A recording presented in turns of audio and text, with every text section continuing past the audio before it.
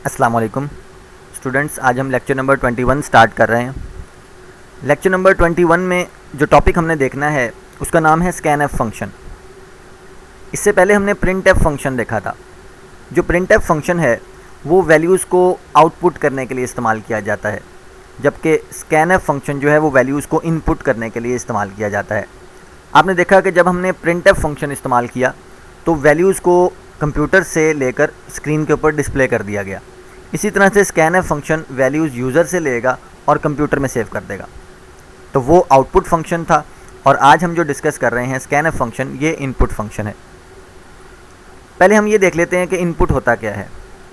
The process of giving something to the computer is known as input. Computer को कोई भी चीज़ देना उसे इनपुट कहा जाता है। The input is mostly given by the keyboard. The term standard input की टर्म जो है वो इस्तेमाल की जाती है कीबोर्ड से वैल्यूज़ को इनपुट करने के लिए। C language provides many functions. Some examples आप देख सकते हैं यहाँ पर कि ये 4 फंक्शंस हैं जो हम इस चैप्टर में पढ़ेंगे, जो कि इनपुट करने के लिए इस्तेमाल किए जाते हैं, जिसमें से आज हमने डिस्कस करना है स्कैनएफ फंक्शन। बाकी फंक्शंस आप देख सकते हैं, गेट्स फंक्शन है, गेट करैक्टर है, गेट करैक्टर ई है। ये तमाम फंक्शंस का काम वैल्यूज़ को इनपुट करना ही है। तो स्टार्ट करते हैं कि स्कैनएफ फंक्शन क्या है और इसका सिंटैक्स क्या है, किस तरह से ये काम करता है। Scanf function is use to get input from the user से इनपुट लेने के लिए इस्तेमाल किया जाता है। The input stored in a variable in a specified format. और जो भी वैल्यू यूज़र की तरफ से इनपुट की जाती है वो कंप्यूटर में वेरिएबल्स में स्टोर हो जाती है। इसका सिंटैक्स देखें, बिल्कुल प्रिंटएफ की तरह। स्कैनएफ लिखेंगे, उसके बाद डबल कॉमा के अंदर फॉर्मेट स्ट्रिंग आएगी और उसके बाद कॉमा लगाने के बाद ये जहाँ पर हम आर्गूमेंट्स लिखते थे, ये असल में आर्गूमेंट्स ही हैं, लेकिन यहाँ पर हम इनको वेरिएबल्स कहेंगे। वैसे तो आर्गूमेंट्स भी वेरिएबल्स ही होते हैं, तो यहाँ पर इसको वेरिएबल देखें, लेकिन एक फ़र्क यहाँ पर क्या है कि एंड का साइन लगाया गया है वेरिएबल के नाम के साथ। ये देखें, वेरिएबल 1 मतलब कोई भी वेरिएबल का नाम हो सकता है, ए बी सी, इस तरह से उसके साथ एंड आपने लगाना है।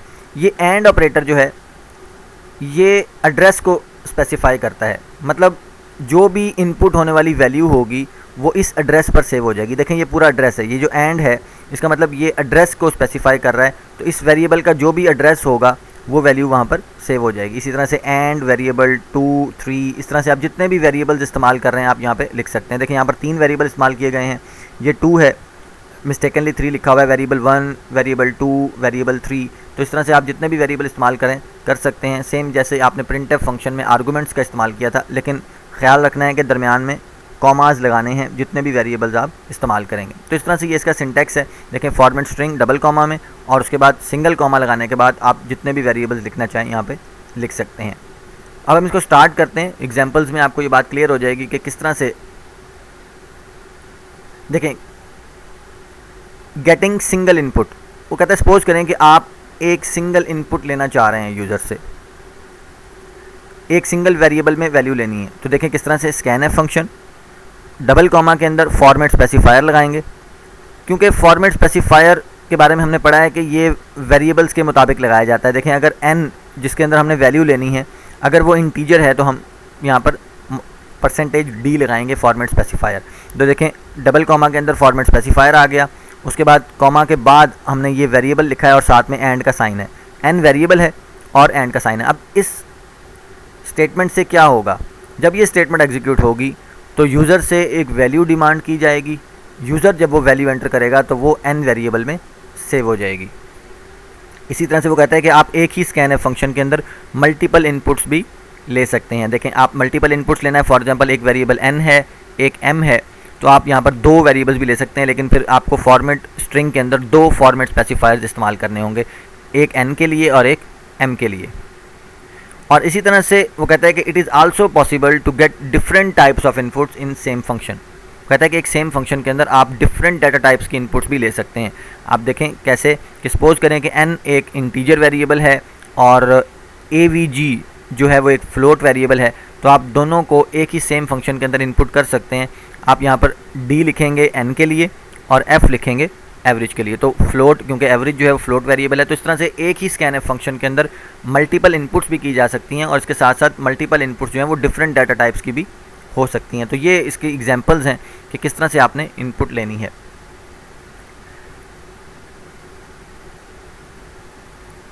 इसमें एक और बात ये है, the scanf function is normally used in combination with printf function. वो कहता है कि आमतौर पर हम स्कैनएफ फंक्शन इस्तेमाल करने से पहले प्रिंटएफ फंक्शन इस्तेमाल करते हैं। उसकी वजह क्या है?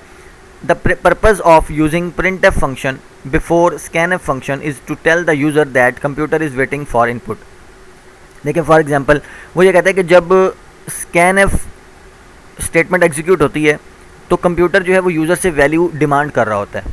अब जब कंप्यूटर जो है वो यूज़र से वैल्यू डिमांड कर रहा है तो स्क्रीन के ऊपर कुछ ना कुछ लिखा भी होना चाहिए, जैसे कि एंटर योर मार्क्स। अगर स्क्रीन पे कुछ भी नहीं लिखा और आप से कंप्यूटर डिमांड कर रहा है वैल्यूज़ की, तो आपको पता नहीं चलेगा कि कंप्यूटर किस चीज़ की डिमांड कर रहा है। लेकिन अगर सामने लिखा हुआ होगा स्क्रीन के ऊपर एंटर योर मार्क्स, तो आपको पता लग जाएगा कि ये मार्क्स डिमांड किए जा रहे हैं और आप मार्क्स एंटर कर देंगे। तो इसका मतलब है कि स्कैनएफ फंक्शन के साथ पहले प्रिंटएफ में एक मैसेज भी लिख देना चाहिए ताकि यूज़र को पता लग जाए कि क्या चीज़ डिमांड की जा रही है। जैसे डिफरेंट सॉफ्टवेयर में आप देखते हैं कि आपने जब यूज़र नेम या पासवर्ड इनपुट करना होता है तो यूज़र नेम से पहले लिखा होता है कि यूज़र नेम लिखें और पासवर्ड से पहले लिखा होता है पासवर्ड, तो आप उससे आगे ब्लैंक स्पेस में पासवर्ड या यूज़र नेम लिखते हैं।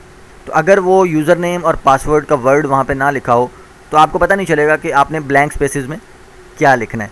तो असल में प्रिंटएफ का फंक्शन यहाँ पर इस्तेमाल ही इसलिए किया जा रहा है स्कैनएफ से पहले, ताकि जब यूज़र से कोई भी वैल्यू डिमांड की जा रही हो तो स्क्रीन के ऊपर एक मैसेज भी लिखा हुआ हो ताकि यूज़र को पता लग जाए कि क्या डिमांड किया जा रहा है। देखें किस तरह से होगा। ये दो स्टेटमेंट्स हैं। सपोज करें कि पहले ये वाली स्टेटमेंट एग्जीक्यूट होगी प्रिंटएफ, अब स्क्रीन के ऊपर लिखा आएगा एंटर योर मार्क्स और उसके बाद स्कैनएफ की स्टेटमेंट एग्जीक्यूट होगी तो आप उसके ज़रिए अपने मार्क्स एंटर करेंगे। अभी हम एग्जांपल्स में देखेंगे तो आपको ये बात क्लियर हो जाएगी। ज़रूरी नहीं है कि आपने स्कैनएफ से पहले प्रिंटएफ की फ़ंक्शन इस्तेमाल करना ही है।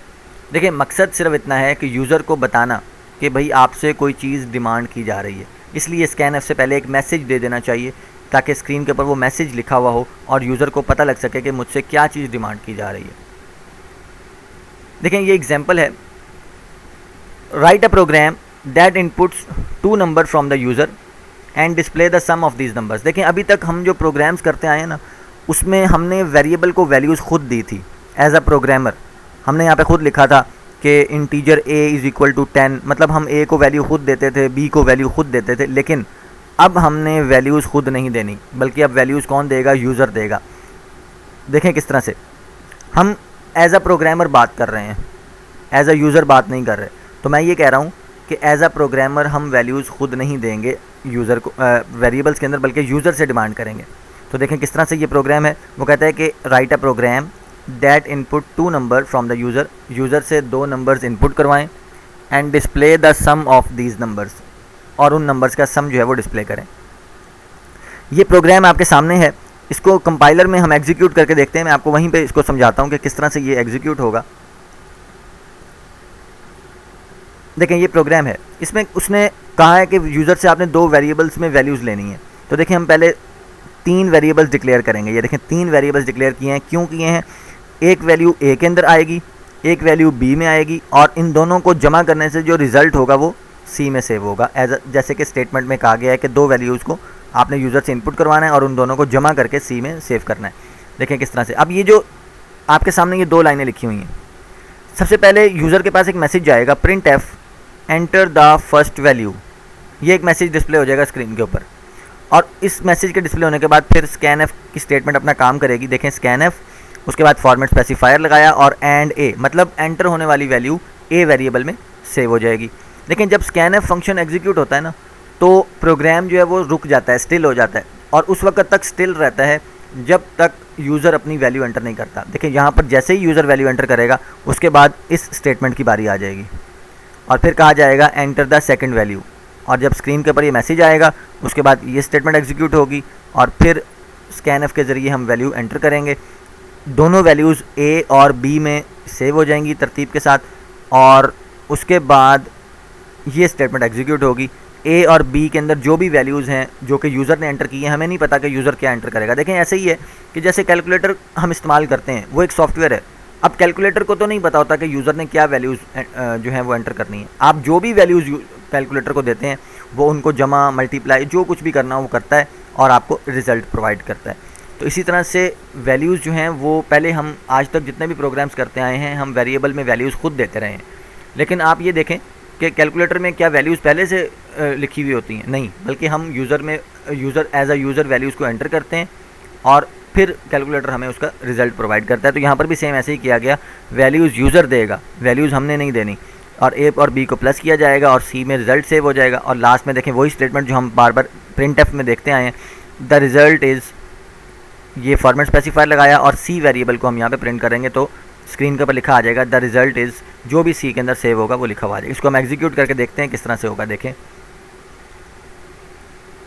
Compile and run.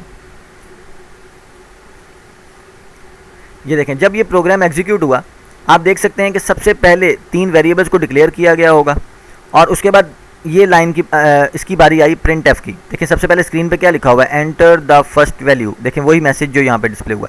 अब देखें आपके सामने ये कर्सर ब्लिंक कर रहा है और इस time scan F function execute हो रहा है, मतलब कंप्यूटर वेट कर रहा है यूज़र का कि यूज़र जब तक कोई वैल्यू एंटर नहीं करेगा अगली स्टेटमेंट की तरफ नहीं जा सकता वो। तो देखें कर्सर ब्लिंक कर रहा है, हमारा वेट किया जा रहा है, तो हम यहाँ पर वैल्यू एंटर करते हैं कोई भी, क्योंकि हमें कहा जा रहा है एंटर द फर्स्ट वैल्यू। तो यहाँ पर हम कीबोर्ड के ज़रिए कोई भी वैल्यू एंटर करते हैं। फॉर एग्जांपल मैं एंटर करता हूँ 12 एंटर करने के बाद मैं एंटर का बटन प्रेस करूँगा। अब देखें अब ये स्टेटमेंट इसकी बारी आ गई, print F enter the second value.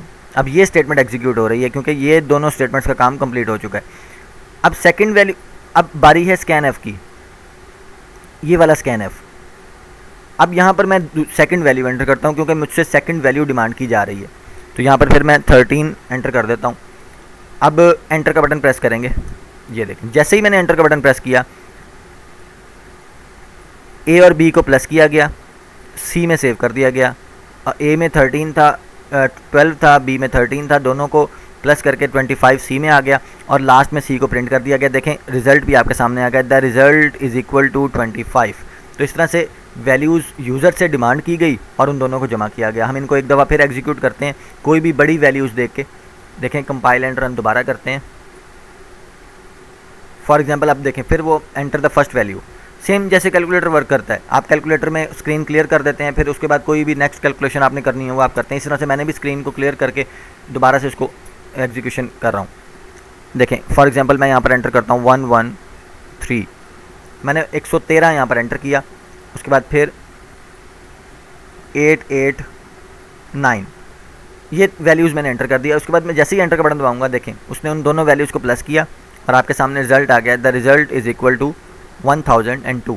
इस तरह से ये जो छोटा सा सॉफ्टवेयर हमने बनाया है इसका काम सिर्फ इतना है कि यूज़र से 2 वैल्यूज़ इनपुट करवानी है और उनको प्रिंट कर देना है स्क्रीन के ऊपर, उनके रिज़ल्ट को उनको ऐड करके।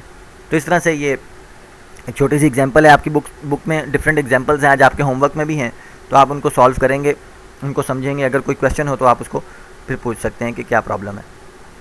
एक प्रोग्राम हम और करके देखते हैं सिर्फ स्कैन एफ और प्रिंट एफ फंक्शन के कंसेप्ट को क्लियर करने के लिए। लेकिन सपोज़ करें कि आपको कहा गया है कि आप अपना नाम और अपना जो सिटी है उसको एंटर करें कंप्यूटर में और उसके बाद फिर उसको डिस्प्ले किया जाएगा। तो देखें किस तरह से एंटर करना है। ज़ाहिर बात है अगर आपने अपना नाम और अपना सिटी कंप्यूटर में सेव करना है तो उस आपके लिए आपको उसके 2 वेरिएबल्स भी चाहिए होंगे। किस तरह से होगा देखें, करैक्टर नेम, ये एक वेरिएबल डिक्लेयर किया गया, उसके बाद दूसरा वेरिएबल डिक्लेयर किया गया। मैंने आपको बताया था कि जब कोई वेरिएबल आप यूज़ करते हैं स्ट्रिंग के लिए, मतलब आपने उसमें कम्बिनेशन ऑफ करैक्टर सेव करवाने, जैसे कि किसी का नाम है वो कम्बिनेशन ऑफ करैक्टर्स होता है, उसमें 5, 6 या 7 करैक्टर्स से मिल के एक नाम बनता है। इस तरह से कोई सिटी का नाम है जैसे कि अब्दुल हकीम है या खानेवाल है या मुल्तान है, वो कम्बिनेशन ऑफ करैक्टर्स है।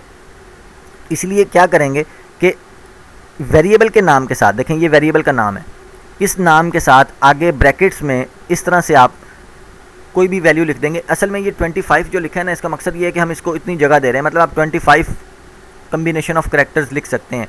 जैसे कि किसी के नाम के अंदर अगर हम अली देखें ALI, इसमें 3 करैक्टर्स आ रहे हैं, तो यहाँ पे 25 लिख दें, 20 लिख दें, मतलब ये मैक्सिमम लेंथ आप दे रहे हैं कि मैक्सिमम यूज़र इतने लेंथ का नाम जो है वो एंटर कर सकता है। तो आप यहाँ 25 लिख दें, 20 लिख दें, इसमें कोई इशू नहीं है। उसके बाद देखें यहाँ पर सिटी है, ये भी वेरिएबल है, लेकिन इसको स्ट्रिंग वेरिएबल बनाने के लिए आप सेम ऐसे ही यहाँ पर ये ब्रैकेट्स लगाएंगे और दरमियान में 25 लिख दें, 30 लिख दें, वो आपकी मर्ज़ी है। तो इस तरह से ये स्ट्रिंग वेरिएबल बन जाएंगे। हैं तो ये करैक्टर वेरिएबल्स नेम और सिटी, लेकिन क्योंकि आगे हमने ब्रैकेट्स में ब्रैकेट लगा दी हैं और 25 लिख दिया है वेरिएबल के नाम के साथ, अब इनको हम स्ट्रिंग वेरिएबल्स कहेंगे और ये बात मैं आपको पहले बता चुका हूँ। अब देखें यहाँ पर इन दोनों स्टेटमेंट्स में हमने वेरिएबल्स को डिक्लेयर कर लिया। अब हम यूज़र से कहेंगे print F enter your name, same वही जैसे अभी हमने पिछले प्रोग्राम में किया कि एंटर फर्स्ट वैल्यू उसके बाद सेकंड वैल्यू, सेम वही बात। अब देखें मैसेज में लिखा हुआ है एंटर योर नेम, और यहाँ पर देखें स्कैन एफ में किस तरह से किया, क्योंकि नेम वेरिएबल के अंदर हमने वैल्यू इनपुट करवानी है। जो भी यूज़र अपना नाम एंटर करेगा वो इस वेरिएबल में सेव हो जाएगा। वेरिएबल के नाम के साथ एंड लगाएंगे, मैंने आपको अभी बताया था कि स्कैन एफ फंक्शन में वेरिएबल के नाम के साथ एंड लगाया जाता है जो कि उसके एड्रेस को स्पेसिफाई कर रहा होता है। और उसके बाद यहाँ पर एस लिखेंगे क्योंकि स्ट्रिंग वेरिएबल है तो फॉर्मेट स्पेसिफायर एस आएगा। इसी तरह से ये दोनों स्टेटमेंट्स सिटी के लिए देखें, प्रिंट एफ जब यूज़र अपना नाम एंटर कर लेगा फिर लिखा हुआ आएगा एंटर योर सिटी, तो यूज़र अपना सिटी एंटर करेगा। अब देखें ये जो स्टेटमेंट्स चारों स्टेटमेंट्स एग्जीक्यूट हुई हैं, इन चारों स्टेटमेंट्स के ज़रिए नेम और सिटी दोनों जो हैं वो वेरिएबल्स में सेव हो गए हैं। हो सकता है यूज़र ने अपना नाम एंटर किया हो अली और अपना सिटी एंटर किया हो मुल्तान, तो वो दोनों, अब अली जो है वो नेम वेरिएबल में सेव हो गया है और मुल्तान जो है वो सिटी वेरिएबल में सेव हो गया है। अब इनको हमने प्रिंट भी करना है। स्क्रीन के ऊपर देखें ये दोनों जो हैं वो इनको प्रिंट करने के लिए इस्तेमाल हो रहे हैं। योर नेम इज़ आगे फॉर्मेट स्पेसिफायर लगाया और नेम, ये जो स्लैश एन है ये एस्केप सीक्वेंस है, ये भी मैं आपको बताऊंगा कि क्यों लगाया गया है। फिलहाल आप ये देखें कि योर सिटी इज़, ये देखें अब ये फॉर्मेट स्ट्रिंग में लिखा your city is, format specifier लगाया एस और उसके बाद आर्गूमेंट्स में हमने लिख दिया सिटी, क्योंकि ये सिटी जो है वेरिएबल का नाम है। सिटी के अंदर जो भी वैल्यू होगी वो यहाँ पर प्रिंट हो जाएगी। देखें अब इसको प्रोग्राम को हम एग्जीक्यूट करके देखते हैं कि किस तरह से एग्जीक्यूट होगा।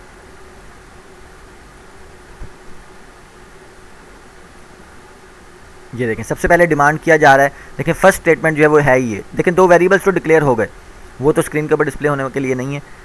Print F enter your name, तो देखें सबसे पहले जब प्रोग्राम एग्जीक्यूट हुआ तो आपसे आपका नाम पूछा जा रहा है, यूज़र एंटर करेगा, फॉर एग्जांपल उसका नाम अली है। एंटर करने के बाद एंटर का बटन प्रेस करेंगे तो वो नेक्स्ट आ जाएगा कि एंटर योर सिटी, सिटी में हम लिख देते हैं फॉर एग्जांपल मुल्तान, और उसके बाद हम एंटर का बटन दबाते हैं। देखें इन दोनों चीज़ों को वो डिस्प्ले कर देगा।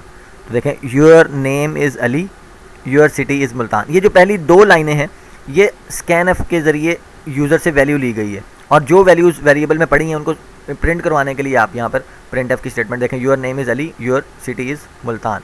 ये सेम वही बात जिस तरह से आप यहाँ पे देखें, मैंने आपको बताया कि सबसे पहले मैसेज प्रिंट हुआ एंटर योर नेम, और फिर स्कैन एफ के ज़रिए नेम एंटर करवाया गया यूज़र से।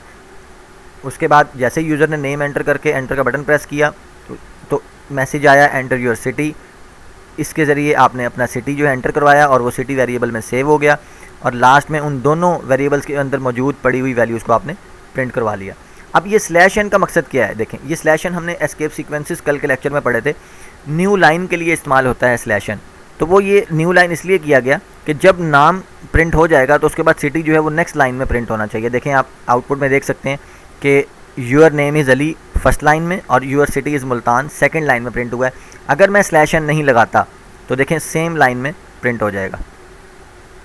ये देखें बेशक ये दो प्रिंट एफ के अलग अलग फंक्शंस हैं, देखें प्रिंट एफ नेम के लिए अलग है और सिटी के लिए अलग है, लेकिन उसके बावजूद ये दोनों सेम लाइन में प्रिंट हो जाएंगे। तो इसका मतलब है कि अगर आपने किसी भी चीज़ को अगली लाइन में प्रिंट करना हो तो आपको स्लैश एन लगाना होगा ताकि उसके बाद वो न्यू लाइन में चला जाएगा। हम इसको प्रिंट करके देखते हैं किस तरह से, एग्जीक्यूट कंपाइल एंड रन। अब मैंने स्लैश एन ख़त्म कर दिया, देखें यहाँ पर अब नाम एंटर करते हैं, वो कहता है कि एंटर योर नेम अली, और सिटी एंटर करते हैं मुल्तान, एंटर करेंगे, ये देखें दोनों चीज़ें सेम लाइन में आ गई, योर नेम इज़ अली और उसके साथ ही आगे आ गया योर सिटी इज़ मुल्तान, क्योंकि स्लैश एन नहीं लगाया। तो इसलिए आपने अगर आप फर्स्ट स्टेटमेंट यानी कि योर नेम इज़ अली के प्रिंट होने के बाद यहाँ पर स्लैश एन लगा देंगे इस तरह से, तो योर नेम इज़ अली लिखने के फ़ौरन बाद जो भी चीज़ प्रिंट होगी वो नेक्स्ट लाइन में प्रिंट होगी। तो ये आपका आज का लेक्चर है। एग्जाम्पल्स आपके प्रोग्राम जो है वो आप अपने होमवर्क में इनको करेंगे। 4 से 5 एग्जाम्पल्स हैं जो होमवर्क में आपके दी हुई हैं, मैं आपको बता भी दूंगा, आपने उनको सॉल्व करना है। सेम इसी कंसेप्ट के साथ प्रोग्राम्स की स्टेटमेंट चेंज हो सकती है लेकिन कंसेप्ट यही है, इसलिए आपने कंफ्यूज नहीं होना। उनको सॉल्व करें, अगर कोई भी क्वेश्चन है तो आप उसको व्हाट्सएप पे पूछें। जज़ाकल्लाह।